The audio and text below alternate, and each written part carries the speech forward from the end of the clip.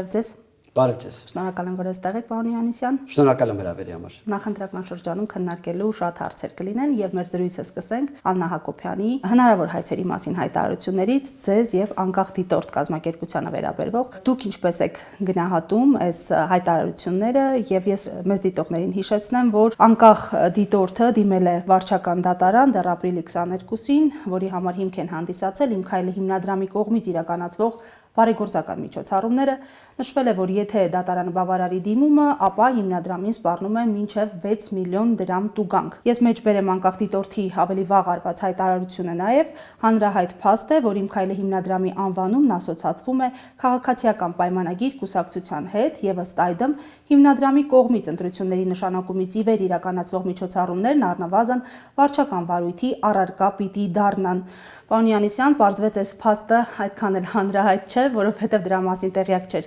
Աննա Հակոբյանը, իսկ վերջին ճեպազրույցում պարզվեց նաև Փաշինյանը տեղյակ չէր, որ ասոցիացիում կա եւ լինելով Իմ քայլը դաշինքի առաջնորդ ժամանակին, լինելով քաղաքացիական պայմանագիր կուսակցության առաջնորդ, որ այդ դաշինքի հիմքն էր, պարզվեց Փաշինյանը ասոցիացիաներ չի տեսնում։ Ձեր դիտարկումները։ Ես մի բան ասեմ, Ես շատ նորմալ եմ վերաբերվում նրան, որ անձինք ու մենք դատի ենք տալիս, պահանջում ենք իրենց տուգանել, իրանք էլ իրավական ճանապարհներով պաշտպանվում են։ Նորմալ է։ Ես կասեմ, եկեք համաձայնվենք, որ բոլորս կզարմանայինք, չէ՞, թե մենք ինչ որ մեկին դատի տայինք, կապ չունի Աննա Հակոբյանն, թե ինչ որ մեկին դատի տայինք, ասեինք պետքա կարծում ենք, որ պետքա 6 միլիոն դրամ տուգանք մուծես այսինչ իրավախախտման համար, ինքն էլ ասեր, հա, ճիշտ է, լավ, դե մուծեմ 6 միլիոն։ Չէ, նորմալ է որ մարդիկ պաշտպանվում են։ Իրավական, հակընդդեմ իրավական process-ներ են սկսում, հայտարարություններ են անում, որ սա սենց հետապնդում է, նենց հետապնդում է, հա, Աննա Հակոբյանը հայտարարեց, որ խոշտանգում է, խտրականության արգելքի խախտում է, ընտրական իրավունքի խախտում է, տարօրինակ հայտարարություններ են, բայց իր գործն է, նկատի ունեմ նորմալ է, մարդիկ իրավական եւ այդ հասարակական կալումների դաշտում պաշտպանվում են, դրանք լրիվ նորմալ եմ եւ թեթև են վերաբերվում։ Ինչ վերաբերվում է բուն դեպքին, ապա այո, մենք շարունակում ենք պնդել բնականաբար, որ Իմ քայլը հիմնադրամի անվանումը ասոցացվում է քաղաքացիական պայմանագիր կուսակցության հետ, որովհետև կարամ չասեմ, չէ, ակնհայտ է։ Եվ մենք շարունակում ենք պնդել հայցը եւ մենք պնդում ենք, որ այո, խախտվել է ընտրական օրենսգրքի 19-րդ հոդվածի 6.1 մասը եւ կատարվել է վարչական իրավախախտումների օրենսգրքի 40.16 հոդվածով նախատեսված վարչական իրավախախտում։ Ինչ որ շատ ֆորմալիստական բառապաշարյանց է։ Ինչ եք ակնկալում արդարադատությունից։ Դատարանից ակնկալում ենք, որ հայցը բավարարելու է։ Ես մի բան ասեմ, էլի։ Հայաստանի դատարանների անկախության մասին իհարկե շատ մեծ բաներ չունենք, շատ մեծ պատրանքներ չունենք եւ դատական համակարգի մի շարք դեպքերում խիստ ոչ անկախ գործելը տեսել ենք բոլորս, բայց այդուհանդերձ դա մեզ չի կանգնացնում իրավական process-ներ սկսել եւ այդ իրավական process-ները փորձել անել։ Հիմա դատարանը ինչպիսի որոշում կկայացնի, այդ որոշումը ոնց կպատճառաբանի, տեսնենք, բայց մենք օպտիմիստ ենք։ Պարոն Հովհաննիսյան, որպես թեմայի շարունակություն, որպես քաղաքասարակության ներկայացուցիչ, քաղաքացի, ինչպես եք վերաբերում հենց նախընտրական շրջանում սոցիալական ծրագրերի ինտենսիվ իրագործմանը։ Այստեղ էլ իշխանությունները խախտում չեն ընդունում, ասում են նորմալ է, սովորական process է, եւ բացի դրանից խոստումներ շռայլելու պրակտիկային դարձյալ Փաշինյանը պնդում է, որ իրենք խախտում չեն անում, երբ որ խոստանում են, բայց կադրեր կան, որտեղ ինքը կանչում է Պապոյանին, Պապոյան արի, Թորոսյան գնա ու դիմեք մարզպետին, ես չեմ կարող խոստումներ տալ եւ սերտաճած քարոզարշավ է իրականացնում։ Սա օրենսդրական բաց է, կան մեխանիզմներ դրա դեմ պայքարելու համար եւ գիտենք, որ միջազգային պրակտիկայում կան դեպքեր, երբ արգելված է նախընտրական շրջանում սոցիալական ծրագրերի իրագործումը։ Ձեր դիտարկումը։ Գիտեք, կարճ ասեմ, գլոբալ առումով խնդիրը այդ թվում որ մարդիկ մոտենում են վարչապետին կոտորակ տեխնացիոն, որ համ վարչապետը, համ տեխնացիա եւ ինչ-որ սոցիալական բաներ առաջարկել, հա, չգիտեմ, Գերմանիայի կանցլերը Քարոզարշավի ժամանակ ոչ մեկ չի մոտենում, չէ, սոցիալական ինչ-որ բաներ ուզում։ Խնդիրը այստեղ մի քիչ ավելի գլոբալ է, խնդիրը անկալումների մեջ է, խնդիրը, որտեվ միջև հիմական մարդիկ, ովքեր որ ընտրությունների ժամանակ ինչ-որ ակնկալիքներ ունեն։ Խնդիրը ինստիտուտների թերի աշխատելու մեջ է, որ երբեմն մարդպետական համակարգից որպեսզի ստանա այն ինչ որ իրան հասնում է, պետքա դրա մասին ասի վարչապետին, վարչապետը ասի այդ ձեր ասած Պապոյան գնա Թորոսյան արի, այս մարդու հարցը ինչի՞ լուծում, ոնց ասեմ, ինստիտուտների չկայացվածության խնդիրն է, ինքը ավելի գլոբալ է, զուտ ընտրությունների հարց չի։ Բայց երբ որ ընտրությունների կոնտեքստում այո կան երկրներ, որտեղ արգելված են ոչ այդքան արգելված է սոցիալական ծրագրեր անելը առհասարակ, այլ սոցիալական ծրագրերի ծավալ ավելացնելը։ Հա, օրինակ Մեծ Բրիտանիայում սոցիալական ծրագրերի ծավալը արգելված է ավելացնել ընտրությունների նախորդող որոշակի ժամանակաշրջանում։ Մենք դա առաջարկում ենք Հայաստանում ընտրական բարեփոխումների սահմաններում 18 թվին 21 թվականին մենք դա առաջարկում էինք, իշխանությունները դա չընդունեցին, մենք դա էլի ենք շարունակելու հետագայում ընտրական բարեփոխումների սահմաններում պնդել, որտեղ մեր կարծիքով սա խնդրահարույց է, որտեղ մենք ուզում ենք, որ ընտրությունների ժամանակաշրջանում հանրությունը կենտրոնանա ապագայի վրա, հանրությունը բոլոր ուժերին հավասարապես նայի եւ նայ թե այս ուժերի առաջարկը ապագայի մասով ինչպիսին է եւ ոչ թե այս պահին այս ուժը ինչ որ էս բան արեց, այն ուժը են բան արեց, սա խնդիր է։ Մեկ իհարկե մեզ մեղադրում են, ասում են արհեստական փորձում եք սահմանափակել բանան, բայց չէ, շատ կարևոր է, միգուցե երբեմն արհեստական սահմանափակումներ, բայց ինձ անել, որ հանրությունը ապագայի վրա կենտրոնանա ընտրությունների ժամանակ։ Նախընտրական շրջանում անհավասար մրցակցություն չի ստեղծում, երբ որ մի դեպքում օրինակ խոստումը համարվում է ընտրակաշառք, բայց մյուս դեպքում լուռ անցնում գնում է։ Գիտեք, դեպքերը տարբեր են իրավական առումով, բայց այստեղ հետևյալը պետք է հասկանանք, որ եթե դուք ինձ հարցնեք արդյոք նախընտրական մրցապայքարի ինչքանով է մրցապայքարը ազատ կամ ազատ է, բայց ինչքանով է մրցապայքարը հավասար բոլորի համար, չէ, հավասար չի։ Ցավոք սրտի հավասար չի եւ հավասար չի բազմաթիվ կոմպոնենտներով։ Մենք տեսնում ենք իշխանության կողմից, որ իշխանությունը փորձում է իր վարչական ռեսուրսներով պայմանավորված մրցակցային առավելություն ստանալ, որոշ քաղաքական ուժեր ընդդիմադիր փորձում են ֆինանսական ռեսուրսներով մրցակցային առավելություն ստանալ, ընդ որում թե սրանք, թե նրանք, թե ոնց ասեմ, այդ մրցակցային առավելություն ստանալը, թե օրենքից դուրս տիրույթում են անում, եւ թե օրենքի սահմաններում, ինչպես ասացիք, օրենքի սահմաններում, բայց խնդրահարույց, հա, այդ օրենքի սահմաններում եւ խնդրահարույցը, ինչպես նաեւ օրենքից դուրսը երկու կողմերում էլ կա։ Եվ այս առումով այն ուժերը, որոնք որ ոչ վարչական ռեսուրս ունեն, ոչ ինչ որ շատ մեծ ֆինանսական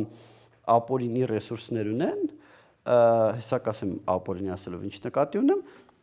մրցակցային վատ վիճակում են հայտնվում, որտեղ ընտրությունները դառնում են ռեսուրսների մրցապայքար։ Ընտրությունները պիտի լինեն քաղաքական գաղափարների, ծրագրերի, անձանց անցած ճանապարհի մրցապայքար էլի եւ ոչ թե ռեսուրսների մրցապայքար։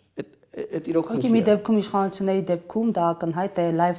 ռեժիմով է իրականացվում այդ process-ը, իսկ մյուս դեպքում մեկը թաքուն է անում, մեկը ասում է բաց կապով, մի ասա WhatsApp-ով, ամեն դեպքում վճիրների ակտերի պիտի սպասել, որպեսզի եզրահանգումներ անել, չեք կարծում։ Դե գիտեք, նույնը կարելի է իհարկե իշխանության մասով ասել, որ պետք է վճռնի, հիմա օրինակ քաղաքացիական պայմանագրի մասով դիմել են կոռուպցիա կանխարգելման հանձնաժողով ապրիլի 19-ին եւ 25-ին, չէ, 25-ին կարծեմ, համերգները, Գյումրի եւ Երևանի համերգները։ Պատասխան կա արդեն արձագանքի ինչ Դե վարույթ հարուցել են, հիմա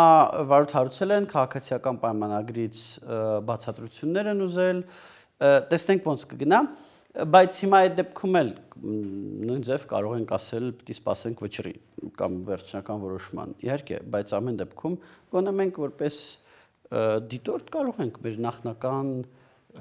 գնահատականը տալ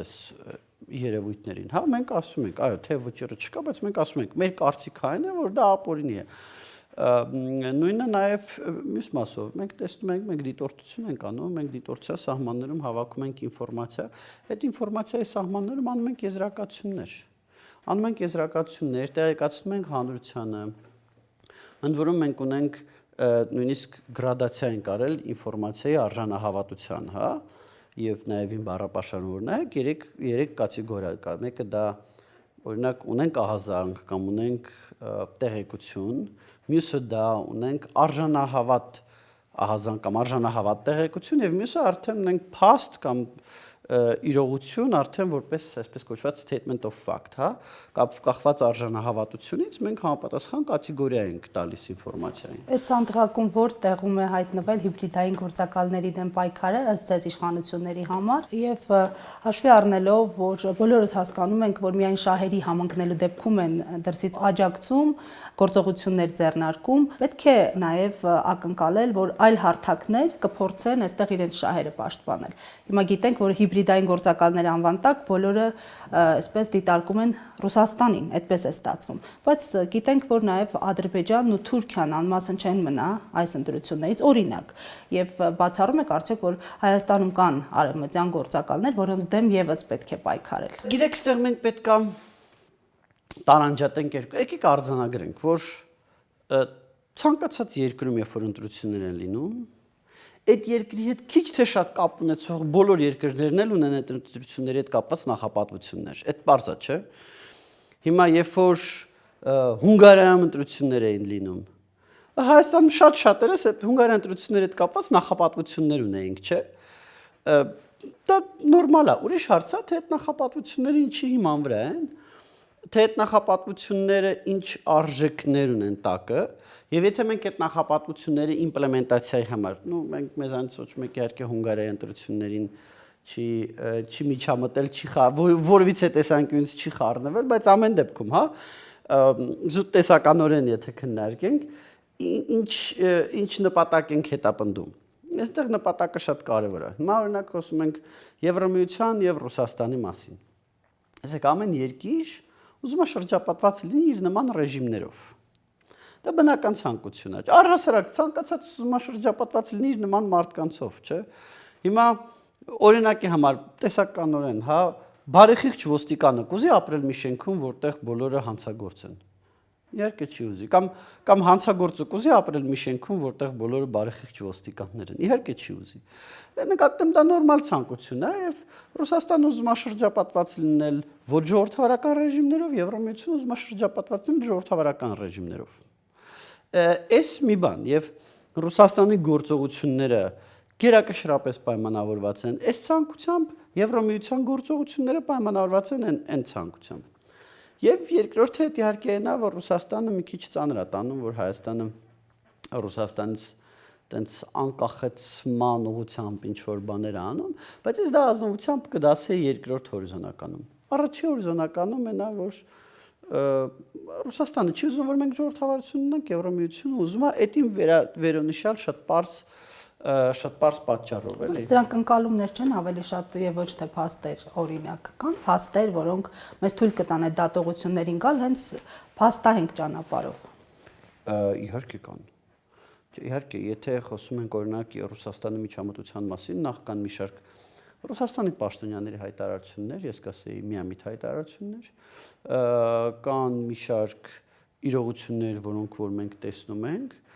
կան մի շարք իրողություններ, որոնք որ մենք կտեսնենք շատ շուտով։ Իսկ Եվրոպայից այս աջակցությունը միջամտություն չեք դիտարկում Հայաստանի ներքին գործերի։ Հա, գիտեք, մի բան ասեմ, եկեք միջամտություն եզրույթը հասկանանք։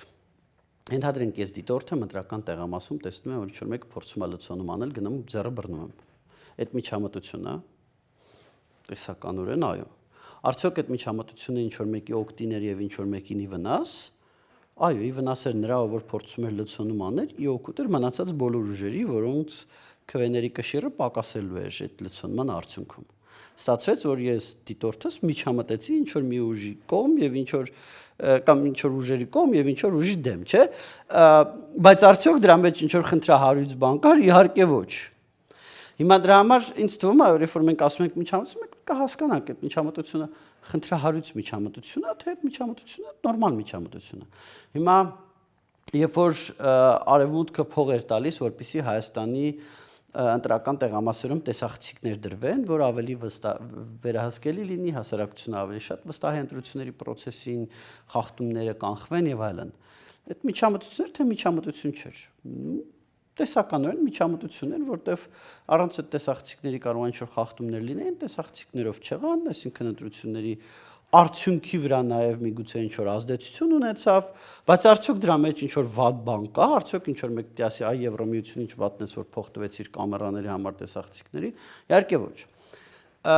Հիմա նույն օրինակ այս Եվրոմիության աջակցության սահմանները ինձ թվում ամենակարևոր աջակցություններից մեկը, երկուսը նույնիսկ, դա ապօրինի ֆինանսական հոսքերի վերահսկողության հարցով Հայաստանին աջակցելն է եւ ամենակարևորը դա կիբերհարձակումներից պաշտպանությունն է։ Հիմնականում հակառուսական տրամադրությունների նկատի ունենալով։ Կիբերհարձակումներից պաշտպանությունը, լավ, հակառուսական, չհակառուսական, հիմա եթե այդ համակարգերը նենց են, դա զրահաբաճկոնի նման մի բան է։ Այլ ուղղություններով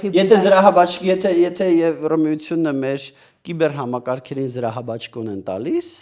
այո, այդ զրահաբաճկոնը նրանց դեմ է, ովքեր փորձում են կրակել, չէ, բերուղությամբ։ Այլ ուղղություններով հիբրիդային հարձակումների դեմ պայքարելու ինչ հարթակներ եք այսօր դիտարկում։ Գիտեք, այլ ուղղություններ, օրինակ Եվրոմիությունը փորձում է պաշտպանել կամ աջակցել ապատեղեկատվության, մեդիա մանիպուլյացիաների դեմ պայքարում, բայց ինձ թվում է, որ Եվրոմիությունը այստեղ չի կարող էֆեկտիվ լինել։ Արտաքին քաղաքական վեկտորները նկատի ունեի, օրինակ, չգիտեմ, տեսանք թե Ադրբեջանը Ֆրանսիայի համար ինչ խնդիրներ ստեղծեց on-line հարթակներում։ Օրինակ Ադրբեջանի դեմ պայքարելու համար։ Հա, արտաքին այդ ուղղությունները, տեսեք, այս պետք է հետևյալը հասկանանք, Ադրբեջանից եւ Թուրքիայից մենք դեռևս չենք տեսնում, չի նշանակում, որ չենք տեսնելու, մենք չենք տեսնում ընտրություններին ինչ-որ ագրեսիվ միջամտության ուղղություններ։ Մենք տեսնում ենք գործողություններ, որոնք դա կոչվում է կեղծ դրոշով գործողություններ, հա, երբ որ ինչ որ մեկը ռազմական գործողություն է անում, բայց հանդես է գալիս ոչ թե իր դրոշով, այլ ուրիշ մեկի դրոշով, որ տպավորություն ստեղծի, որ ուրիշ մեկն է այդ գործողությունը։ Կեղծ դրոշով գործողություններ տեսնում ենք, այսինքն օրինակ Թուրքիայում նստած պրո-կրեմլյան լրագրող, որը Հայաստանի մասին ինտենսիվ ընդ որում բացահայտ ապատեղեկություններ էլի, տենց բացահայտ ապատեղեկություններ է տարածում։ Ինքը Թուրքիայում է նստած, բայց ինքը պրո-կրեմլյանը հայտնի է, էլի որպես պրո-կրեմլյան։ Կամ Ռուսաստանից էթնիկ ադրբեջանցիներ ուղարկվում են Շիրակի մարզում գնում, ինչ որ ոստիկան են խոսացնում, փորձում են իրանց ինչ որ 30 տարի, 40 տարի առաջվա տունը գտնեն, տպավորություն ստեղծեն, որ այս ադրբեջանցիները վերադառնալու են, ոստիկանն էլ ադրբեջանցիներին օգնում է, որոնք ստեղ չուտ լինի տնավորվեն, հա։ Տենց հիբրիդային օպերացիաներ, որ կարա տպավորություն ստեղծի, որ Ադրբեջան Ռուսաստանն է էլի արել։ Տենց բաներ տեսնում ենք, բայց նենց բաներ, որ տեսնենք Թուրքիայի կամ Ադրբեջանի հետքը դեռ չենք տեսնում։ Չենք տեսնում, չի նշանակում, որ չկա, մեծ ծավալիլներ հաստատ կտեսնենք, բայց չի նշանակում առավելևս, որ չի լինելու։ Իսկ բացահայտ հայտարարություններ աջակցող քարոզչական հնարքներ չեն դրանք արդյոք։ Ես ձեզ սենց ասեմ, դա խնդիր է, բայց դա դիտարկել որպես ինչ-որ սենց միջամտություն, բան, բացահայտ աջակցում են, Պուտինը մի բան է հայտարարում, Ջեյ Վենսը ուրիշ բան է հայտարարում, ճիշտ ասած էն էլա խնդիր, դե Ֆիդան տենց ուղիղ չհայտարարեց, բայց այո, էդ էլա խնդիր, այս խնդիր է, որտեվ առհասարակ տենց ոնց ասեմ, էտիկետը ենթադրում է, որ չպետք է նման բաներ անեն, էլի, բայց բոլորը այդ էտիկետը խախտում են եւ դա իհարկե լավ չի, բայց գիտեք, այստեղ հետևյալն է կարևոր հասկանալ, մենք Ադրբեջանի հետ, հա, այս պահին ոնց որ կան ընդհանուր շահեր Հայաստանի եւ Ադրբեջանի, Ադրբեջանը էլի Ռուսաստանից վախեցած է, եւ այս պահին ինձ թվում է Ադրբեջանի համար լավագույն պահը չի Հայաստանի հետ սրումների գնալը, բայց գլոբալ առումով մենք Ադրբեջանի հետ ունենք խնդիրներ, եւ գլոբալ առումով ինձ թվում է այդ խնդիրները պետք է փորձենք կառավարել, որ չդառնա պատերազմ բան, բայց այդ խնդիրներն հենց էլ չի որ արագ Ադրբեջանում ոնց ասեմ, այդ բռնապետական ռեժիմը Ալիևի, այնքան խորը հիմնված է հայատյացության վրա, որ ոնց ասեմ, երբեմն տեսնում եմ, որ նրանք ուզում են, փորձում են ինչ-որ ձև դա պակասեցնել, բայց դա չի ստացվում։ Մի հատ ղազախական ցորենը Ադրբեջանով գալիս անցնում, ընդհանրապես ղազախական ցորեն Ադրբեջանով եկավ Հայաստան, հա, ընդ որում ադրբեջանական երկաթուղները տրանզիտի վրա փող աշխատեց։ Անենց հիստերիա բարձրացավ Ադրբեջանում։ Կամ Ադրբեջանի ուրեմն նավթամթերքը, որ առնում ենք։ Անենց հիստերիա է այնտեղ բարձրանում։ Այ մենք Հայաստանի ներժան բենզին ենք մատակար, իրանք էլ դրա վրա փող աշխատում է։ Ցանկացած առևտուր փողշահավետ բան է, իրանք էլ դրա վրա փող աշխատում, բայց այնց հիստերիա բարձրացավ։ Նրանք այդ հիստերիան հասցեագրելու համար սկսում են քաղաքական ինչ-որ սրացումներ անել, սկսում են հայատյացության դոզա բարձրացնել։ Դա խնդիր է, մենք Ադրբեջանը սենց ասեմ հեշտ լուծվող կոնֆլիկտ չի սա։ Ընդ որում դժվար լինելու հիմնական պատճառը Ադրբեջանում բռնապետությունն է։ Եթե Ադրբեջանում ուներ լեգիտիմ իշխանությունները հանգիստ կարողանային իրանց ժողովրդի հետ խոսային, ասեին, այ ժողովուրդը հիմա հա 30 տարի ինչ եղել է, չի եղել, բայց եկեք փորձենք հաղթահարենք, հայերի հետ առևտուր անենք, կեսանենք, կենանենք, առևտուրը ավելի լավ է, քան պատերազմ, բայց այնքան է այդ իշխանությունը իր լեգիտիմությունը փորձել կառուցել հայատյացության վրա, որ դրա ձեռը գերի են ընկել։ Եվ դա մեր համար խնդիր է, եւ ես չեմ կարծում, որ դրա լուծումը տենց ինչ որ մի քանի ամսում կամ մի քանի տարում կլինի։ Անհամարժեք արձագանքները կբերեն այդ խնդրի լուծման նկատմամբ, որ իշխանությունները երբեք չեն հակադրվում տեղի ունեցողին Արցախում հայկական մշակութային ժառանգություն է ոչնչացվում։ Չկա համարժեք արձագանք, դեռ մի բան էլ լեգիտիմացման փորձեր են նախարարների կողմից, տարբեր բարձրաստիճան պաշտոնյաների, Փաշինյանի եւ այլն։ Դուք ինչպես եք սա դիտարկում։ Եվ ի վերջո ժողովրդավարժության բնօրրան 12,000 քառակուսի կիլոմետր տարածք հայտնվեց բռնապետական ռեժիմի ձեռքում եւ փաստացի աշխարհն էլ չարձագանքեց նույն եվրոպական այսպես կառույցների արձագանքն էլ շատ այսպես անհամարժեք եղավ այդ օրերին։ Ինչ անել հետո։ Այդ անհամարժեք արձագանքները մեզ ուր են հասցնելու։ Աշխարհը միշտ էլ ընկալում էր, որ դա Ադրբեջանի տարածք է։ Մեծ հաշվով դա էր աշխարհի ընկալումը։ Բայց այդ դեպքում ԵՀԿ Մինսկի խմբի համանախագահներին չէին բարբերաբար այցելում Արցախ, հանդիպում, ինչու են դիտորդական առաքելություն իրականացնում, հայտարարում ժողովրդավար ընտրությունների մասին։ Իրանք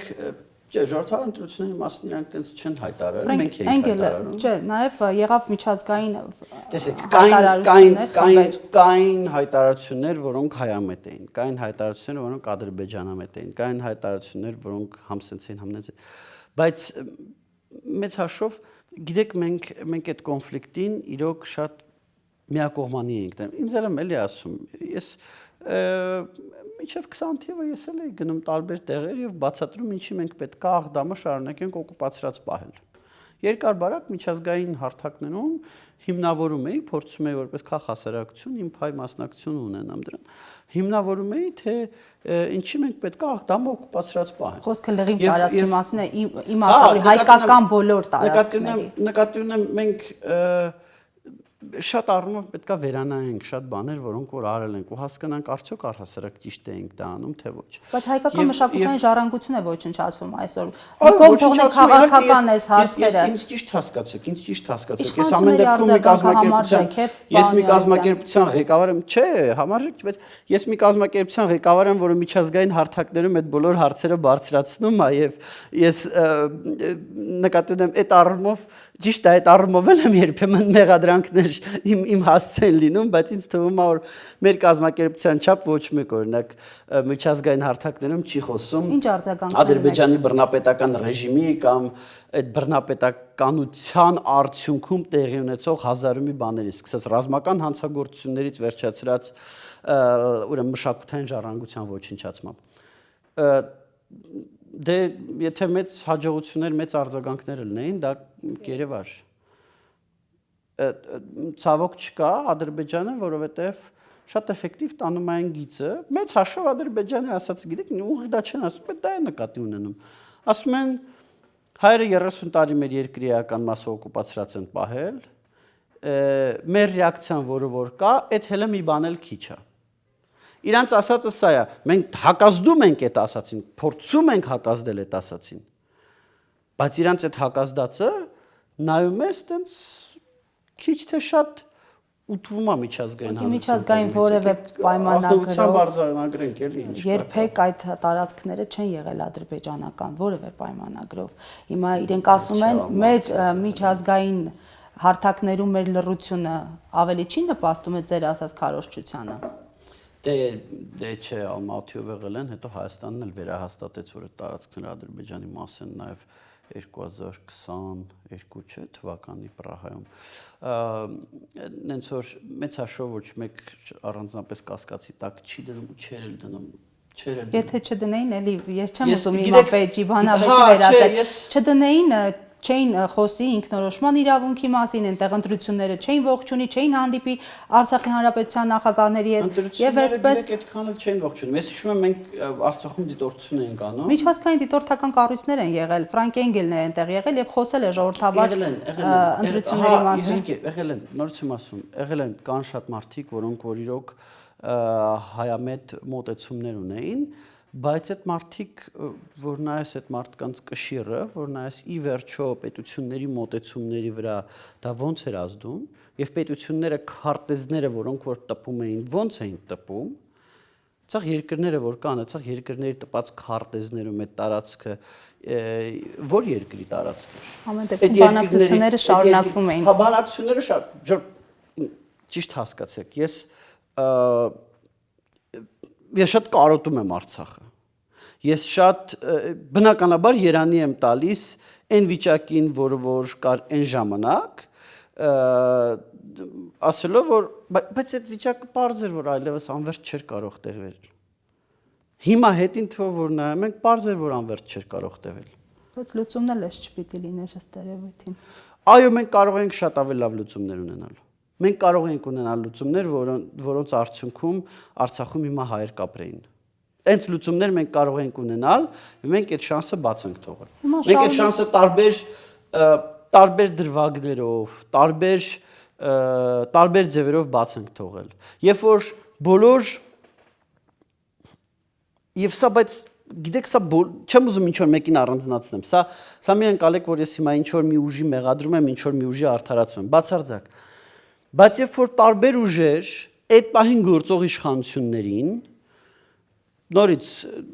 Փաշինյանի իշխանությանը, Սարգսյանի իշխանությանը անընդհատ դեմ էին տալիս այդ ազգայնական ոչ մի թիզական մոտեցումը, նորից ես էլ այդ մարդկանց թվում, ես էլ եմ այդ մասով էլի, չեմ գցում ուրիշների վրա մեղքը։ Այդ իշխանություններն էլ սկսած պաշտպանվում էին։ Եվ ոչ մի թիզականությամբ sense գնում էինք եւ հասանք մինչեւ անդունդը։ Այդ ոչ մի թիզականությունը հետո շարունակվում էր նույնիսկ անդունդը ընկնելուց հետո այդ ոչ մի թիզականությունը շարունակվում էր 20 թվականից հետո 23 թվականին ամառը բլոկադայի ժամանակ, երբ որ արդեն գործը գնում էր նրան, ակնհայտ էր, որ գործը գնում է նրան ինչ որ վերջում եղավ,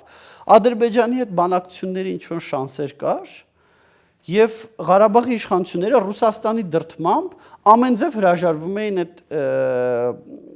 բանակցություններից։ Միգուցե այդ բանակցությունների գնային ուրիշ ելքը լիներ։ Միգուցե ուրիշ ելք, կարող է նույն ելքը լիներ, ես չգիտեմ, բայց ավելի վատ որ չէր կարա լիներ, էլի, ավելի վատ չէր լինի։ Այո, մենք շատ շանսեր բաց ենք թողել։ Մենք բոլորս չեմ առանձնացում ոչ մի քաղաքական ուժի, բոլորս շատ շանսեր բաց ենք թողել։ Հիմա Ադրբեջանը շարունակում է իր նկրտումները, բայց մեր իշխանությունները շարունակում են խոսել խաղաղության process-ի մասին։ Տեսեք, 300,000 ադրբեջանցիների մասին է նշում Ադրբեջանի իշխանությունը։ Մենք այստեղ ասում ենք ինչու է այդ խոսույթը բերում եւ այլն, բայց մենք տեսել ենք, որ այդ տարբեր խոսույթներ, որոնք շրջանառել է Ադրբեջանը, հետո այստեղ իրականություն է դարձել։ Հաջորդը խոսեցին սահմանադրության մասին։ Բայց մենք նաեւ բաներ, որ Ադրբեջանը պահանջել հետո հետա կանգնել։ Եղել են, այնպես բաներ եղել են։ Տենց բաների մասին առանձնապես շատ չի խոսում։ Հա, եւ խոսվեց սահմանադրությունը փոխելու մասին, այստեղ այդ process-ը ավելի ակտիվացավ, այդ գործընթացը դուք էլ համապատասխան հանձնաժողովի անդամ եք, ասեք, նաեւ ձեր պատասխանում համընկավ, թե իսկապես իրենց պահանջով է փոխվում սահմանադրությունը եւ երրորդը եկեղեցու շուրջ կատարվող է։ Էլի համընկավ այնտեղից հնչող հայտարարությունների հետ։ Մուսուլմանների առաջնորդը Փաշազադեն խոսեց եկեղեցու ռևանշիստ լինելու մասին, ֆաշիստական մոտեցումների մասին, ու այստեղ ընդամենը մի քանի շաբաթ անց նույն տեքստերը սկսեցին հնչել եկեղեցու նկատմամբ։ Զուգադիպում է այսպես անընդհատ, թե միտումը հենց դրանն է, որ իրենց պահանջները կատարվեն այստեղ։ Գիտեք, մի քանի բան անենք, նախարձանագրենք, որ եղել են իրենց պահանջներ, որոնցից իրենք ետ են կանգնել։ Որոնք են։ Իրենք այդ դրա մասին բնականաբար չեն սիրում խոսել։ Հայաստանի իշխանությունները եւս դրա մասին չեն սիրում խոսել, որպիսի ոնց ասեմ, որպիսի Ադրբեջանի իշխանությունների համար տհաճ բան չստեղծեն եւ ապագայում նման զիջումների հնարավորությունը չփակեն, բայց կան շատ դեպքեր, ամենաակնառուն դա միջանցքի պահանջներ։ Այսքան տարի պահանջում էին միջանցք, եւ վերջում համաձայնվեցին, որ միջանցք չի լինելու։ Վերջում համաձայնվեցին, որ Հայաստանը ստորագրեցին, Ալիևը անձամբ ստորագրությունը դրեց, որ այդտեղ Հայաստանի ուրեմն իրավազորությունը գործելու է։ Էլ չասեմ տարբեր մանր բաներ, օրինակ, որ ադրբեջանցիները, որոնք կգան Հայաստան, պետք է Հայաստանի սահմանապահերես չտեսնեն։ Այս երբեր մի ամիս առաջ, 2 ամիս առաջ, որ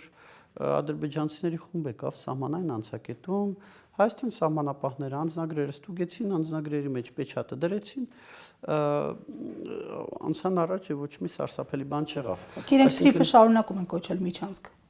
Իրանք ոնց ուզում են թող կոչեն, եկեք այս բանն էլ հասկանանք։ Ուզում են թող կոչեն գարշոկ, այդ իրանց գործն է։ Կարևորը չի թե ոնց են կոչում։ Հա, իրանք իրանց քարոզչական նպատակների համար, ներպետական քարոզչական նպատակների համար, դա կոչում են միջանցք, որպեսզի տպավորություն ստեղծի, որ իրանք կոչման չեն զիջել, որտեվ ցանկացած զիջում իրանց հասարակությունը ծանր է տանում։ Բայց իրական դա միջանցք չի։ Կարգավորումները կարդում ես, ոչ մի կերպ միջանցք չի, դա միջանցքը ենթադրում է, որ պետության սուվերենությունը չի տարածում դրա վրա, նման բան չկա։ Եվ դա շատ կարևոր է։ Միջանցքը այն էր, ինչ որ 22 թվականի հուլիս, օգոստոս, սեպտեմբեր ամիսներին ռուս սահմանապահները փորձում են Մեղրիում ֆիզիկապես կազմակերպել։ Եվ որի համար Ադրբեջանը հետո հարձակվեց, որպեսզի մեզ այդ հարձակման պարտադրի, որ մենք դրան համաձայնվենք, այդ հարձակման բել չհասավ դրան։ Ուղղակի հիմա 24-76% համամասնությամբ չէ իրավազորության խնդիրը այդ պայմանագրով։ Չէ, դա բիզնեսի սեփականության մասին է։ Ամեն դեպքում այդտեղ կիրառվող տեսեք տարբեր բաներ են։ Հիմա բիզնեսի սեփականության մասին է խոսքը։ Շահույթը ստանալու է նաև կարծեք Ադրբեջանը։ Բիզնեսի սեփական շահույթը ստանալու է, այդ ճանապարհի օգտագործման շահույթը լինելու է Հայաստանին ու Ամերիկային է, ձեր ասած 24-76 հարաբերակցությամբ, թե 26-74, վերջը։ Բիզնեսը ումնա լինելու, ներդրումը ումնա լինելու, այդ ուրիշ հարց է։ Բայց այդտեղ սուվերենությունը գործելու է, մեր երկրի սուվերենությունը, երկաթուղին, հա, ճիշտ է, երկաթուղին Հայաստանի Հանրապետությանն է պատկանում, բայց տրված է Ռուսաստանի հավատարմագրային կառավարմանը։ Հիմա Երևան-Գյումրի գնացքի մեջ որ հանցագործություն տեղի ունենա, այդ հանցագործությունը ռուս ոստիկանն է չի քննելու, հայ ոստիկանն է չէ քննելու։ Երևան-Գյումրի գնացքի մեջ որ երկրի օրենքներն են գործում, որ երկրի իրավապահներն են գործում, Հայաստանի չէ, այդպես հարց էլ չի առաջանում։ Բայց եթե Երևան-Գյումրի գնացքի շահույթը Ռուսաստանն է չէ գնում։ Հիմա նույնն էստեղ շահույթը ուր է գնում, բիզնեսի շահույթը, այդ ուրիշ հարց է։ Բայց այդտեղ գործելու են Հայաստանի օրենքները, այդտեղ գործելու են Հայաստանի իրավապահները։ Ասում եմ, դա շատ ուժեղ տարբերվում է նրանից, ինչ որ Մեղրի տարածաշրջանում ռուս սահմանապահները փորձում են 22 թվականի այդ հուլիս-սեպտեմբեր միջակայքում անել, երբ որ ուղղակի արգելափակոցներ էին դնում, ուզում էին պատ կառուցեին եւ ուղղակի Հայաստանի այդ մի հատվածը վերցնեին ընդհանրապես իրանց վերահսկողության տակ։ 300,000 ադրբեջանցիների թեզին էլ անդրադառնանք այդ արհեստացին։ Գիտեք, այդ թեզը ու իշխանությունների արձագանք։ Այդ թեզը իրանք պահում են, ինձ թվում է, որ իրանք շատ լավ հասկանում են, որ 300,000 ադրբեջանցի Հայաստան չի գալու, ադրբեջանցիները Հայաստան չեն գալու։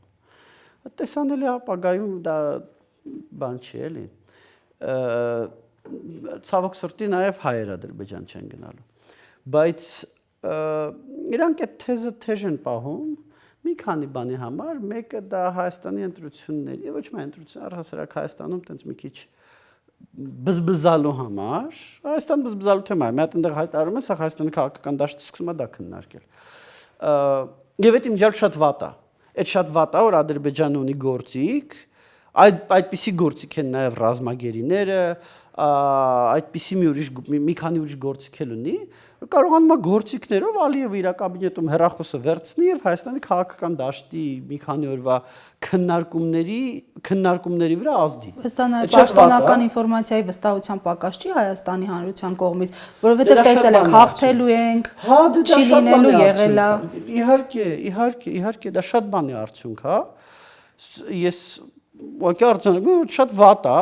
որ այդ հնարավորությունը Ալիևը ունի, վերցնի հեռախոսը եւ չոր հրահանգ տա, չգիտեմ հեռախոսով է տալիս, ոնց է տալիս, չոր հրահանգ տա, որը Հայաստանում քաղաքական դաշտի վրա ազդեցություն է ունենում։ Եվ դրա համար ուղղակի իմ կոչը բոլոր քաղաքական գործիչներին է նա, որ փորձենք մաքսիմալ չբերենք ներպետական դաշտ Ադրբեջանից եկող տարբեր մեսիջները։ Ցավոք սրտի, բայց բերվում են դրանք ներպետական դաշտ, եւ դա վատ է, որտեվ եթե ինչ որ պահի տեսականորեն Հայաստանի բոլոր քաղաքական գործիչները այտենց պայմանավորվեին օրինակի համար եմ ասում, տեսական եմ ասում, իրատեսական չի ցավոք սրտի, բայց պայմանավորվեին, որ իգնոր են անում Ալիևի բոլոր հայտարարությունները, Ալիևը այդ գործիքից կզրկվեր։ Սահմանադրությունը փոխելու։ Բայց 300,000 ադրբեջանցիների մասով ասում, բնականաբար 300,000 ադրբեջան դա բան է, իրանք դա պահում են մեկը որպես ներքաղաքական ազդեցության գործիք, մյուսը որպես ինչ որ տենց հականարատիվ արցախցիների վերադարձի մասով, հա։ Սահմանադրության հետ կապված ես այդ ձեր ասած սահմանադրության բարեփոխումների մարմիններում ներգրաված եմ 20 թվականի փետրվարից, որը տենց ոչ մի շատ ավելի շուտ է, քան այս բոլոր իրադարձությունները։ Բարեփոխումներ, բայց փոխել դրանք տարբերություն կա, էլի։ Մեր խորհուրդը չի քննարկում այդ նախաբանի հետ կապված հարցերը։ Գիտեք, նախաբանի հետ կապված հարցերը այդ սահմանադրության այդքան, ոնց ասեմ, բովանդակության հետ կապված հարց չի։ Դա ավելի շատ, ոնց ասեմ, զուտ քաղաքական հարց է։ Ինքը զուտ քաղաքական հարց է, եւ այս առումով, եթե քաղաքական իշխանությունը համարում է, որ սահմանադրության նախաբանը պետք է փոխի, շատ լավ թող գնա ժողովրդին կարծիք հարցնի հանրակրվեով, եթե հանրակրվեն արդար հանրակրվե է լինում, թող ժողովուրդը որոշի։ Այս առումով մեր մոտեցումը է սա, բայց հա, սահմանադրության վրա մենք աշխատում ենք շատ ավելի վաղուց։ Դե հիմա գիտեք, մի ուրիշ բան էլ, բայց մենք պետք է հաշվի առնենք, երբ որ ասում եք, այ, այս հայտարարությունը եղավ, հետո են եղավ, Փաշազադեի հայտարարությունը եղավ, հետո եկեղեցու մասով, մենք պետք է մի քանի բան ստեղ հաշվի առնենք։ Նախ հաճախ հայտարարությունները գալիս են կանխազգալով, որ Հայաստանում ինչ-որ զարգացում է լինելու, եւ հայտարարությունները արվում են, որ տպավորություն ստեղծի, որ այդ հայտարարությունները իրանց այդ հայտարարության այնքան ազդեցիկ է, որ Փաշազադեն այնքան ազդեցիկ է, որ կարողանում է Հայաստանում իշխանության եւ եկեղեցու բարձրաստիճան սպասավորների հարաբերությունների վրա ազդի, էլի, ինչը տենց չի մեղմ ասած Փաշազադեն այդքան ազդեցություն չունի, էսկի Ադրբեջանում այդքան ազդեցություն չունի, ու Հայաստանում այդքան ազդեցություն ուներ։ Եվ երկրորդը մենք պետք է հաշվի առնենք, որ ամեն դեպքում այդ հայտարարությունները, որոնք որ ունեք եկեղեցու հետ կապված, հա, զարգացումները եկեղեցու հետ, հիմա որ ռետրոսպեկտիվ նայում ես, շատ տրամաբանական են, այստեղ ես չեմ ասում լավ են, եկեղեցու հետ այդ հարաբերությունների այդ պատմության մեջ իշխանությունը շատ կարմիր գծեր է անցել, որոնք որևիցե պարագայում չպետք է անցներ, բայց չասելով որ դա լավ են եւ ասելով որ դա այսինքն սպասելի է, ենթադրելի է, բայց ինքը դեն շատ սպասելի էր, որովհետեւ շատ երկրներում եկեղեցին օգտագործում է որպես ռուսական տենց ազդեցության գործիք, ընտրությունների ընթരാճ Հայաստանում իշխանությունը ըստ էության եկեղեցու քաղաքական ազդեցությունը չեզոքացրեց եւ հիմա արդեն ընտրություններից մի ամիս է մնացել։ Մենք տեսնում ենք, որ տարածաշրջանի հետխորհրդային տարածաշրջանի շատ եւ շատ այլ երկրներում, քրիստոնեական երկրներում, եկեղեցին ընտրությունների ժամանակ շատ ավելի մեծ դեր է ունենում, քան հիմա Հայաստանում եկեղեցին։ Իշխանությունը այդ խնդիրը ուներ լուծելու, ինքը իր համար այդ խնդիրը լուծեց, դա շատ այդ տեսանկյունից իմ համար հիմա ասենց ռետրոսպեկտիվ շատ տրամաբանական է դառնում։ Բայց նորից չարդարացնելով հարցումները այլ բանի մասն են վկայում, ավելի մեծ վստահություն ունի օրինակ հայ առաքելական եկեղեցին, քան իշխանությունների կառավարումը։ Այդ կա, բայց այդուհանդերձ եկեղեցին հիմա քաղաքականությունում ըստ էության չկա։ Համեմատում ենք Մոլդովայում ընտրություններից մի ամիս առաջ եկեղեցու ազդեցությունը, համեմատում ենք Վրաստան ընտրություններից մի ամիս առաջ եկեղեցու ազդեցությունը, համեմատում ենք, չգիտեմ, Ուկրաինայում, մի շարք այլ երկրներում, տեսնում ենք, որ ըստ էության չկա եկեղեցին իշխանությունների համար քաղաքական հակառակորդներ, որին իշխանությունները շատ էֆեկտիվ կերպով, նորից չեմ ասում օրինական կերպ, բայց էֆեկտիվ կերպով կարողացան մեկուսացնել ընտրություններին առաջ։ Իսկ ինչ վերաբերվում է մի շարք այլ բաների Ադրբեջանի հետ հարաբերություններում, մենք պետք է հաշվի առնենք, որ մենք այո, ես պետք է ուղղակի ասենք, մենք պատերազմում ջաջախիչ պարտություն ենք կրել։ Այո։ Այդ շատ, գիտեք, ես իմ աչքերով եմ տեսել ադրբեջանցիների Հադրութ մտնելը։ Ես իմ աչքերով եմ տեսել մասամբ Շուշի մտնելը ադրբեջանցիների։ Ես այդ ռեալ օբյեկտիվ իրողություն է, որը տեղի է ունեցել։ Եվ այդ օբյեկտիվ իրողության հետ ինչ որ առումով պետք է հաշվի նստենք, ինչքան որ մեզ դա տխուր չլինի։ Գիտեք, Գերմանիայում չեմ ուզում ընդհանրապես ուրիշ կոնտեքստներում համատեմ, բայց այս կոնտեքստը համատելի է առաջին համաշխարհային պատերազմից հետո կար շատ ուժեղ տենց նարատիվ, որ մենք պատերազմը հաղթում ենք, այսինքն իրանք գերմանացիք պատերազմը հաղթում ենք, բայց ինչ որ դավադրապաշտական բաներ, ինչ որ հрьяաների ջեբն են հիմնականում գցում, հա, սենց արեցին, նենց արեցին, մեզ մեջքի հետևից հարվածեցին եւ մենք կապիտուլացվեցինք։ Եվ դա բերեց նրան, որ Գերմանիայում տեղի ունեցան նենց զարգացումներ, եկավ Հիտլերի նման մեկը իշխանության եւ եղավ այն ամեն ինչը ինչ որ եղավ, հա, աշխարհի գլխին եւ Գերմանիայի գլխին։ Եվ այս առումով կարևոր է, որ մենք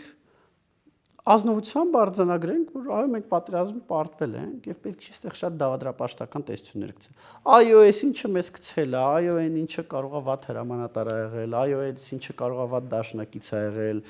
էսի սխալ ենք հաշվարկել, են շատ բաներ գումարվել է իրար, իսկ մենք պատերազմում պարտվել ենք։ Այդ է իրողությունը։ Եվ մենք պետք է հասկանանք այս առումով մի շարք դասեր քաղենք։ Բայց ինչ անել, պետությունը չպարտվենք, ինչպես։ Պետությունը չպարտվենք, ինչ անել։ Դե որտեղ այս քաղաքականությունը դրան է տանում։ Տեսեք, մի քանի բան պետք է անենք։ Նախ պետք է կոպիտ ասած պետք է անենք անենք, որ մեր հետ պատերազմելը լինի ավելի թանկ, քան մեր հետ պայմանական ասած այդ Թրամփի լեզվով ասած առևտուր անելը։ Այս իշխանություններն ի վիճակի են դա անել, այսպես խոսենք, բայց այդ ժողովուրդը թող որոշի։ Այդ ժողովուրդը հունիսի 7-ին թող որոշի։ Այդ ես մի գաղտնիք բացեմ։ Ես նույնիսկ որպես ընտրող հələ չեմ էլ կողմնորոշվել։ Ազնվությամբ։ Բայց մեծ հաշվով ինչ պետք է անենք, պետք է այդ կոնտեքստում, հա, որ մեր հետ պատերազմելը լինի ավելի թանկ, քան մեր հետ առևտուր անելը։ Պետք է տնտեսապես հզորանանք, պետք է բանակը հզորացնենք ու էլի հարակից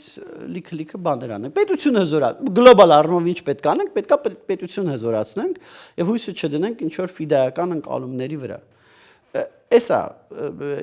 պետական ինստիտուտները հզորացնենք, պետություն դարձնենք շատ ավելի էֆեկտիվ պետություն։ Իսրայելը իր բոլոր խնդիրներով հանդերձ ու բոլոր ահավոր բաներով, որ այդ թվում իրանք հիմա անում են, բայց շատ էֆեկտիվ պետություն են, չէ՞։ Փոքր երկիր են, բայց սա տարածաշրջան բան են։ Մենք պետք է չասեմ տենց պետություն դառնանք, որտեղ Իսրայելում շատ բաներ կա, որ հետ չեն օրինակել չարժի, բայց էֆեկտիվության առումով կարծում եմ շատ ընդօրինակելու բան ունենք։ Պարոն Հովհաննիսյան, եւ աստիճանաբար եզրափակելով մեր զրույցը, ձեր մի գրառման անդրադառնանք վերջերս արված, տեղեկացրել եք իրազեկ քաղաքացիների միավորումը կազմել է Հայաստանի ընտրությունների ռուսաստանյան միջամտության գործիք հանդիսացող Facebook-յան եւ YouTube-յան օգտահաշիվների ցանկ եւ դրանք փոխանցել ԱՄՆ Սենատի արտաքին հարաբերությունների հանձնաժողով։ Դարձյալ ձեր սանդղակին վերադառնանք արժանահավատության։ Նախ կխնդրեմ ցանկը հանրայնացնեք, եթե ունեք ինչ-որ ձևաչափով ձեզ մոտ, կամ գուցե ինչ-որ որոշ անուններ հնչեցնեք եւ նշեք ինչ փաստական հենքի հիման վրա է կազմվել այդ ցանկը ռուսական միջամտության գործիքների ազդեցության, դրանք զուտ անձնական կամ ինչ-որ շրջանակների ընկալումների հիման վրա է, թե եղել են փաստեր եւ ինչու է Հայաստանը ինքնիշխան երկիր լինելով Հայաստանից ներկայացուցիչ դիմել մեկ այլ երկրի աջակցության համար եւ ոչ թե ինտեգրման որևէ հարթակի ավելի լայն ընդգրկմամբ։ Գիտեք, մի քանի բան արձանագրենք, որ ասում եք, նախ Հայաստանը չի դիմել, մենք ենք դիմել եւ այստեղ եկեք հետեւյալը հասկանանք, էլի մենք տեսեք, հաճախ Facebook-ում report ենք, չի անում տարբեր բաներ։ Facebook-ում կամ այլ սոցիալական ցանցերում խնդրահարույց content ենք տեսնում, report ենք անում։ Բայց մեր ընկալմամբ։ Հա, ամեն մեկը իր ընկալմամբ։ Հիմա վստահությունը, որ դուք օբյեկտիվ կլինեք, որտեղից։ Հա, բայց եկեք հետեւյալը հասկանանք, մենք չենք էջեր արգելափակողը։ Մենք մետային եւ ալֆավետին, ժողովրդի լեզվով ասած Facebook-ին եւ YouTube-ին տեղյակ ուշադրություն ենք գրավում, ասում ենք այս սրանք մեր կարծիքով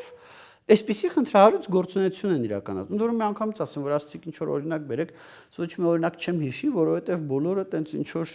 fake բանեջեր են, այնտեղ չկար ինչ որ ռեալ, ասենք, քաղաքական գործչի էջ կամ ինչ որ կուսակցության էջ, որ ասենք այս էջը տենց կարողանանք մտաբերենք։ Լրատվականներ նկատում են Facebook-յան էջեր, լրատվականներին սպասարկող, թե դրանք չեն եղել ներառված։ Չէ, fake-եր կարող է կան, որոնք ինչ որ լրատվականների սպասարկում են, բայց լրատվականների պաշտոնական էջեր չէ։ Եվ մենք այս բառումով Facebook-ի ուշադրությունն են գրավել, ասել ենք հարգելի Facebook, հարգելի YouTube, մի հատ նայեք այս ցուցակները, մի հատ ուշադիր նայեք, տեսեք, իրանք ձեր հարթակների կանոններին մեր գնահատմամբ խախտում են ձեր հարթակների կանոնները, բայց բնականաբար իրանք նայելու են, իրանք չեն կարող, գիտեք, այդ բանը ոնց որ գնաս ոստիկանություն դիմես, ասես, այս ինչ մարդ է, այս ինչ օրենքը խախտում է, ոչ են գալու մի անգամից պատժեն, փորձելու են հասկանան, խախտում է, թե չի խախտում, նույնն է էսա, այսինքն մենք չենք արգելափակողը, մենք այդ լծակը չունենք։ Կարող է շատ ուզենայինք, մի հատ sense կոճակ ունենայինք, սեղմեինք եւ իջեր մեկի account-ը փակվեր կամ փակված account-ը բացվեր։ Որտեւ այս վերջերս օրինակ մեր հետ կապնվեցին տարբեր տեղերից, որոնց account-ները փակել են, ասել են, «Էս դուք եք բան», ասում չէ, դե մենք չենք։ Օրինակ Gala TV YouTube-յան account-ի հետ կապված ինչ որ խնդիր եղավ։ Կապնվեցին, ասեցին դուք չէ, բնականաբար մենք չենք, ասին բայց դուք ոնց որ թե իրանց հետ լավ եք կարա կնենց անեք միացնեն, ասում դե կուզենայինք մենք այդպես ազդեցություն ունենայինք։ Իսկ ինչ վերաբերվում է նրան, որ օտարերկրյա, դե կներեք Facebook-ն էլ, YouTube-ն էլ ամերիկյան հարթակներ են։ Նկատեմ միջնորդավորված լիներ։ Հիմա մեր այս զրույցը մարդիկ նայելու են երևի հենց Facebook-ով ու YouTube-ով, չէ, որոնք ամերիկյան հարթակներ են եւ գործում են ամերիկյան օրենսդրության սահմաններում։ Հիմա էսա Այսինքն ուղիղ եք դիմել, այսինքն կազմակերպություններին ուղիղ եք դիմել։ Չէ, մենք դիմել ենք Սենատի արտաքին հարաբերությունների հանձնաժողովի միջոցով, այսինքն իրականում արտաքին հարաբերություն հանձնաժողովից են մեզ հարցրել, ասել են ունեք նման ցանկ, ասում ցանկ չունենք, բայց կարանք այն կազմենք ցանկ այն օկտահաշիվների, որոնք մեր կարծիքով sense խնդրահարույց գործունեություն են անում, fake են, ռուսական նարատիվ են տարածում, fake-երով եւ շահագրգռությունը ինչով եք պայմանավորում։ Ռուսական միջամտությանը հակազդել։ Ոնց որ Այսինքն բացառապես նաեւ իրեն շահերով պայմանավորված։ Դե գիտեք ռուսական միջամտությանը հակազդելու տեսանկյունից, երբ որ խոսում ենք ամերիկյան սենատորների մասին, ակնհայտ է, որ երկու շահ կա եւ այդ երկու շահերից որ մեկն է ինչքան չգիտեմ, մեկը այն որ նկատաբար Ռուսաստանը իրանց համար ռազմավարական առումով, նու չասեմ թշնամի երկիր է, բայց հաստատ բարեացական երկիր չի եւ Ռուսաստանի միջամտությունը ինչ որ երկրի ընտրություններին հակազդել է այդ առումով իրան շահերի մեջ մտնում է, մյուսը ժողովրդավարության պաշտպանություն, որտեղ ամերիկան ամեն դեպքում ժողովրդավարության նու ճիշտ է վերջին շրջանում դա խնդիրներ կան, բայց այդուհանդերձ ժողովրդավարության Այմ լեզուս չի ֆրասը մետալոնը, էլի ցավոք սրտի, բայց ամեն դեպքում ժողովրդավարության առաջնագծում է, էլի, եւ ինքն էլ շահագրգռված է, որ ժողովրդավարություն լինի աշխարհում։ Մի քիչ Թրամփի վարչակազմը այս առումով մոտեցումները ոնց որ փոխում է, ոչ թե փոխում է հոգուտ բռնապետության, այլ փոխում է առաջնահերթությունների տեսանկյունից։ Բայց այդուհանդերձ բնականաբար ամերիկյան ժողովրդավար երկիր է, ուզում է շրջապատված լինի ժողովրդավար երկրներով։ Սարմոց տեսակետը հասկանալի է եւ մեր զրույցի այս բաժնում անդրադառնանք քաղաքացիների ահազանգերին նախընտրական ԿՊ-ն քարոզչական ագրեսիվ գովազդ է անում անհայտ անանուն եվրոպական հաճախորդից թաքցնելով ֆինանսական շարժը ավստրիացի անհայտ Նիկոլականի ապացույցի վիդեոն մեկնաբանությունում նշել է Հովհաննես Իշխանյանը իրավապաշտպան եւ այլ քաղաքացիներ ահազանգում են իրենց հասցեներում հաշվառված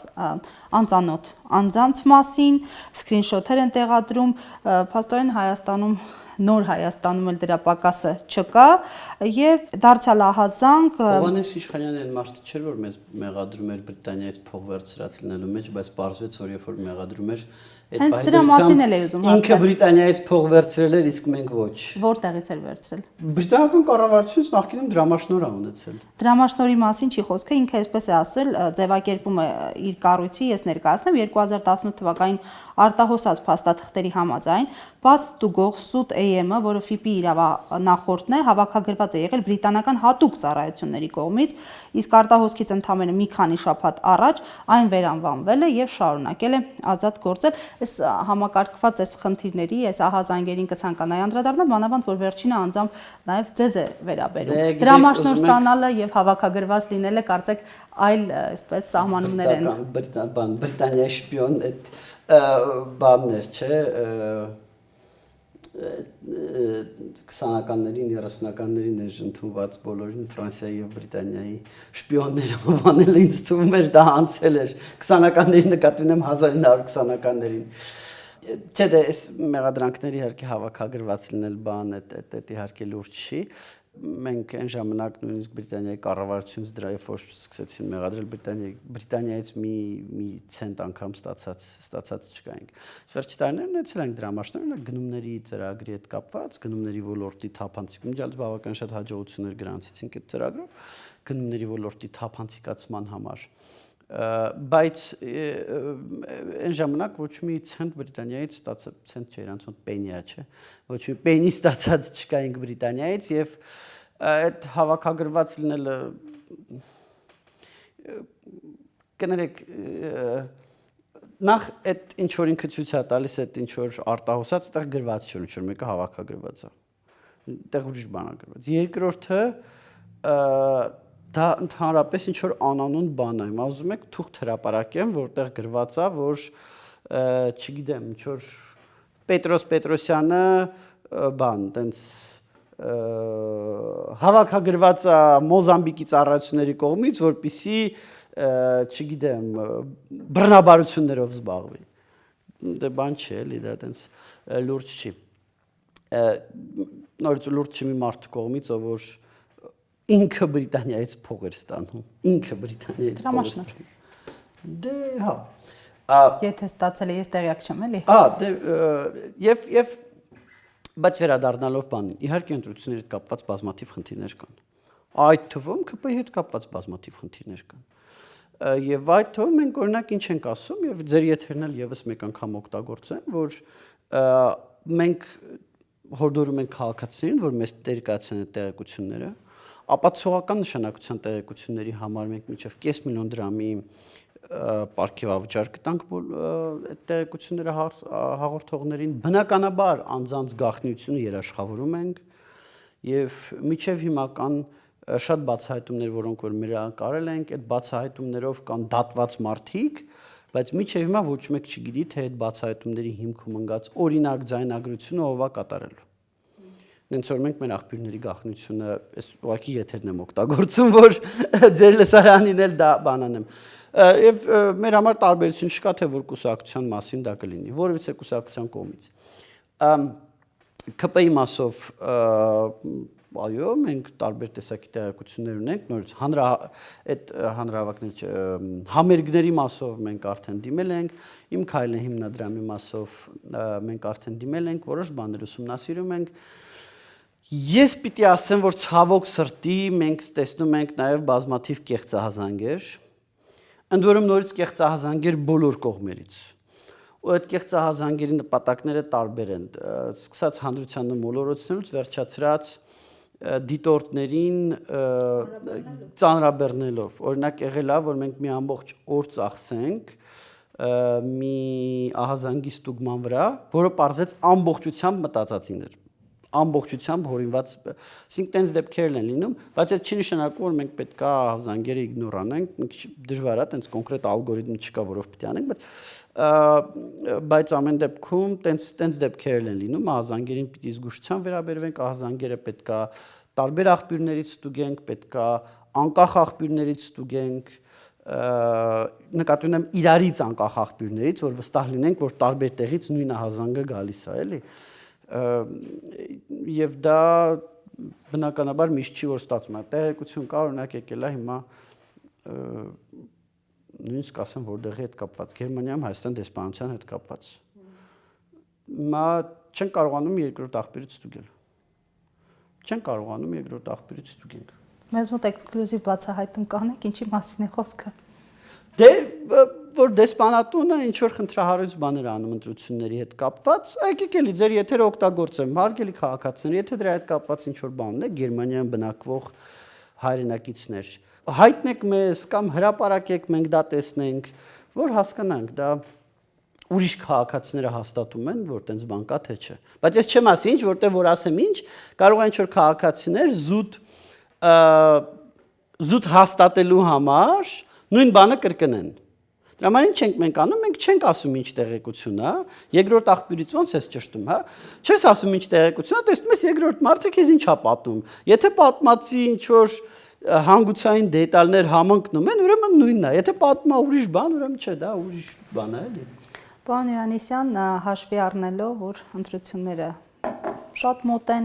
ձեր դիտորդական առաքելությունն էլ մեծ փորձ ունի, այս պահին մի քիչ ավելի թեթև մեր զրույցը շարունակենք եւ մոտենանք ամփոփմանը, զավեշտալի ինչ դրվագներ կհիշեք ձեր դիտորդական առաքելություններից։ Ոյ, գիտեք, ինքան դրվագներ են եղել տարբեր զավեշտալ դրվագներ են եղել, ծանր դրվագներ են եղել, հետաքրքիր դրվագներ են եղել։ Ամենազավեշտալ դրվագներից մեկը այն է, որ մենք Հայաստանի համայնքներից մեկում, ուրեմն ընտրությունների կոնտեքստում, ընտրությունների նախորդող գիշերը փորձում ենք տեսնել, թե քաղաքում ինչ շարժ կա, ինչ է տեղի ունենում։ Գիշերը ժամ 11-12 ու տենց ոնց որ մենից մեկ տեսնում եմ, ինչ որ մի հատ մեքենա շատ տարօրինակ երթուղով է պտտվում։ Դա ոչ մի տրամաբանություն չունի այդ երթուղին։ Սկսում է հետևից պտտվել, մեկ էլ դեպի իր հետևից են ինչ որ մեկը պտտվում։ Սենց ինչ որ բան է, պագոնիա որն է, տենց հանգիստ բան քշելով, բայց իրար տենց հետապնդել, զգում իրանել են հետապնդում։ Վերջում պարզվում է, որ դա էլ իրապահներն էին, որոնց որ իրապահները պտտվում են, որ տեսնեն ինչ է տեղի ունենում։ Մենք տեսնում ենք, որ ինչ որ մեկ տարօրինակ երթուղով պտտվում է, իր հետևից են գնում։ Իրապահը տեսնում է, որ հետևից ինչ որ մեկը գնում է, ուզում է հասկանալ ինչա, գոլեգաներին ականջում, գոլեգաները սկսում են տենց օրինակ զավեշտալ դեպք եղել է։ Տարբեր իրավիճակներ են եղել։ Եղել է դեպք, որ մի անգամից ասեմ, happy end ունի այդ դեպքը, բայց որ ընտրական տեղամասում մարդ ինֆարկտ ստացավ։ Այո, վստահված անձեր տեսավ, որ իր կուսակցությունը տեղ պարտվում է ու ամենաուղիղ իմաստով ինֆարկտ ստացավ ու այդտեղ հենց այդտենց կարդիոռեանիմացիան եկավ ու այդ մարդուն ուղակի այն աշխարհից հետ բերեցին, տենց բնականաբար լրիվ ընտրական process-ը հետ, որտեվ դե մարդ է ինֆարկտ է ստանում, պարկացրեցինք սեղանին, բան արեցինք, քվեաթերթիկները այնտեղ թափեցին գետին, բան, հետո տեղամասով մեկ թաց, որտեվ նաև ջուր էինք, բան, տեղամասով մեկ տենց թաց քվեաթերթիկներ էինք, բան, մարդուն տարան շտապօգնության մեջ հասկացանք, որ այդ մարդու շորին կպած քվեաթերթիկներ կա, մի հատ տենց մի ձև այդ քվեաթերթիկները միջև հետ բերեցինք, տենց հավաքեցինք սենց իրավիճակներն են եղել, տարբեր իրավիճակներ են եղել, տենց բայց լավ միտք տվեցիք, որ արժի տենց կուրիոզ իրավիճակ։ Հիմա մտածեմ էլի կհիշեմ իհարկե, տենց ուրախ կուրիոզ իրավիճակներ երևի արժի հավաքել ու ինչ որտեղ գրել, որտեղ իրականում ընտրությունների ժամանակ մի տեսակ շատ է էլի նեգատիվը։ Այդ մի քիչ բան, որտեղ ձեզ հետաքրքիր բանի միջալուց ասեմ, ես էլ ասեմ ու շատ բան չանենք։ Վաղար շաբաթի ընտրություններում ընտրական տեղամասերում հակընդդեմ քաղաքական ուժերի ներկայացուցիչները նենց հարգալից էին իրար նկատմամբ վերաբերվում։ Դա ինձ սարսափելի դուր եկավ։ Մի տեսակ ոնց որ Հայաստանում չլինենք, լուրջ եմ ասում։ Ես մինչև հիմա չգիտեմ այդ ֆենոմենի բացատրությունը ինչի էր տենց, բայց ես նենց կուզեի, որ բոլոր ընտրությունների ժամանակ տենց լինի։ Հա, օքեյ, քաղաքական մրցակիցներ են, տարբեր բաներ ունեն, բայց չի շարք, չէ՞ պետք է ընտրական տեղամասերի վրա գորգռան նենց չոր մեկի ձեներ դրանից ավելանալու է։ Նեգատիվն է ավելանալու մենակ։ Այս ընտրությունները մի քիչ պոզիտիվ բերելը, մի քիչ բան բերելը, այդ կարևոր է, էլի։ Եվ ամփոփելով հունիսի 8-ին ինչպիսի Հայաստանում եք ուզում արտանալ։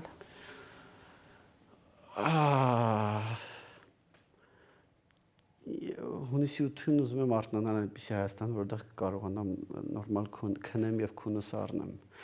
որտեղ մինչեւ հունիսի 7-ը արդեն քրոնիկ թերքնության ռեժիմի մեջ ենք։ Իրականում հունիսի 8-ին չենք արտանալ, այդ մի գաղտնիքն էլ բացեմ։ Մենք հունիսի 8-ին չենք արտանալ, մենք ասելով դիտորդներս, դուք արդյուն եք լինելու որովհետև սովորաբար դե սենց է դիտորդություն, որը միջև ուշ գիշեր ա տևում, ուշ գիշերը սկսում ես արդեն հասկանալ,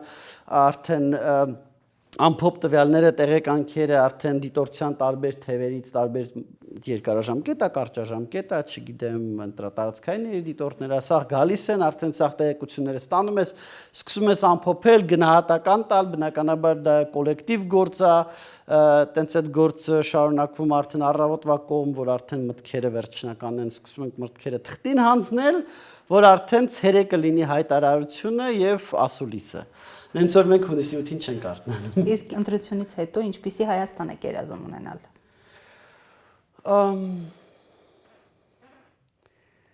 Գիտեք, այս հարցի պատասխանը կամ պիտի ասեմ լավ Հայաստան, չէ, ուժեղ Հայաստանը հիմա բան է, հա։ Ուժեղ Հայաստանը հիմա, գիտեք, շատ արտահայտություններ ենքան քաղաքականացվել, ուժեղ Հայաստան, բարգավաճող Հայաստան, օրինաց Հայաստան, սաղ բան են, չէ, չես կարող օգտագործել, եթե դիտորդ ես, որտեղ ուրիշ ձև է անցալվում։ Բայց հայ ուզում եմ ունենալ երկիր, որը ինստիտուցիոնալ առումով կայացած է։ Ես ուզում եմ երկիր, որը Уаки, если мы ասելու բան, տենց բան կա, չէ, ասում за всё хорошее и против всего плохого, էլի։ Բայց իմ համար ամենակարևորը ինձ թվում է, որ մենք ունենանք անկախություն եւ մենք կարողանանք մեր պետական ինստիտուտները զարգացնել։ Դե եթե պետական ինստիտուտներ ու դրանք փոխկապակցված են, էլի։ Դե եթե պետական ինստիտուտները չզարգացրեցինք, մեր անկախությունը ձեռքից խլելը կարող է շատ հեշտ լինի, էլի։ Հասկանալի է, շնորհակալ եմ։ Մերսի։